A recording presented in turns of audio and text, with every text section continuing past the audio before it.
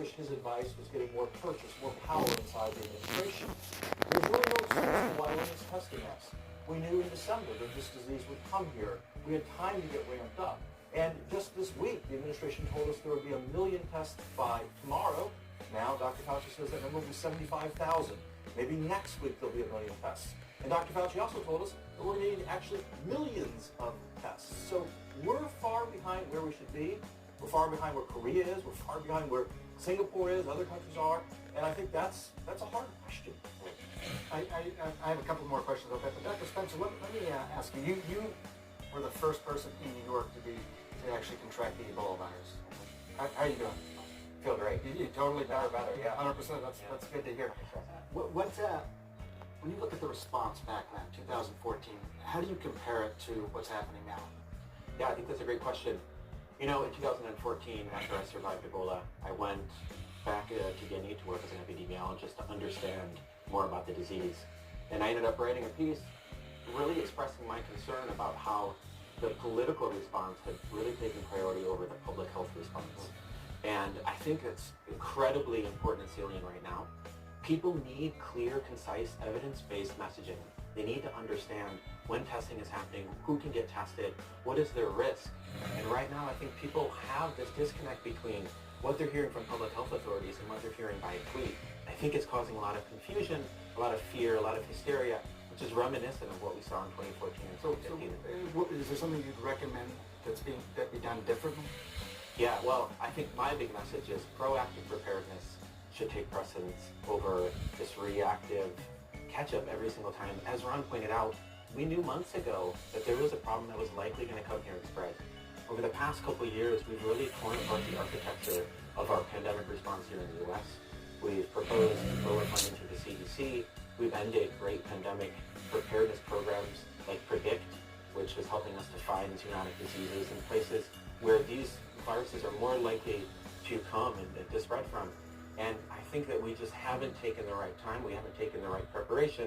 We need to be as serious about preparation and preparedness as we are about response. Ron, just in the last minute, to the idea of kind of getting the right information out there, the president has, you know, I'm reluctant to say this, but contributed to the problem by just kind of speaking off the cuff about this. He's got, you know, great people like Dr. Fauci on who are giving facts.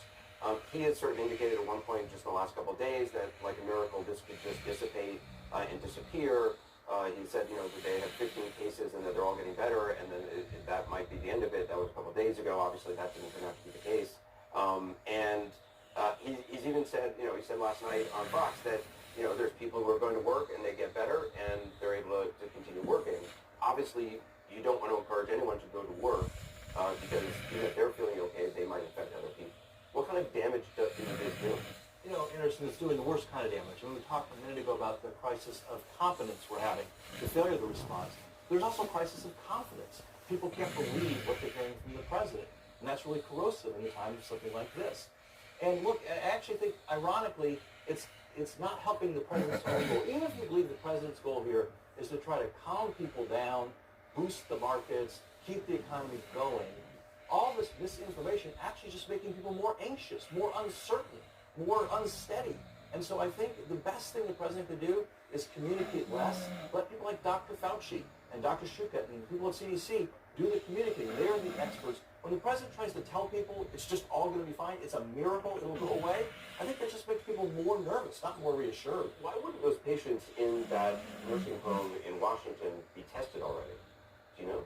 No. Does that make it, is there any scientific reason why that would be? I think what we really want to do is we want to, as Dr. Fauci was explaining, we want to expand that denominator. We want to know. We know that right now in New York City, there are multiple cases with unlinked chains of transmission, meaning that we don't know how they were infected.